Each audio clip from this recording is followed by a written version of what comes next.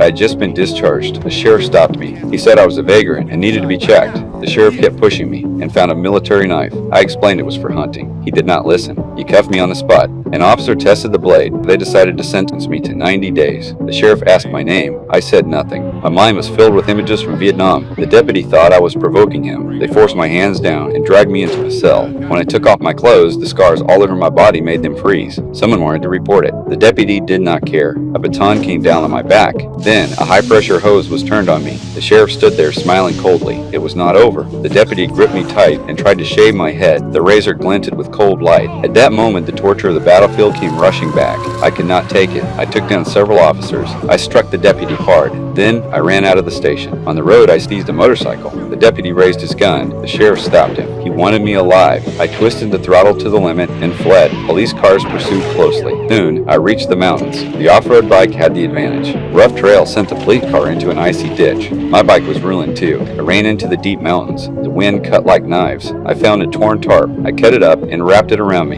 Then, I kept moving. Reinforcements arrived. They brought tracking dogs. A cliff blocked my path. I had no choice but to climb down. A helicopter appeared suddenly. The deputy fired at me. The shots passed close. I clenched my teeth and went over the edge. Branches caught me. My arm was torn open. The deputy would not stop. I hid behind a tree. I grabbed a rock and threw it hard. The helicopter lost control. The deputy fell and did not survive. I took his gun and radio. I dressed my wound myself. I did not want anyone else hurt. I stepped out, ready to surrender. The sheriff gave no chance. He fired wildly at me. I had to disappear again. They continued the hunt. Lightning lit up the front. A shape was moving. The dogs were released. They never came back. An officer went down. They fired in panic. Then they realized it was only a scarecrow. The dogs were released again. Gunfire and screams rang out. The sheriff lost control. He ordered a split advance. I lay in the grass and struck from the shadows. One by one, they went down. Someone rushed me. I leapt from above and dropped him. One punch knocked him out. The sheriff finally saw me. He fired a shot. The one who fell was his own man. Another officer triggered a trap and was pinned in place. I could have ended everything, but I did not. I stepped out and pressed my knife against the sheriff's neck.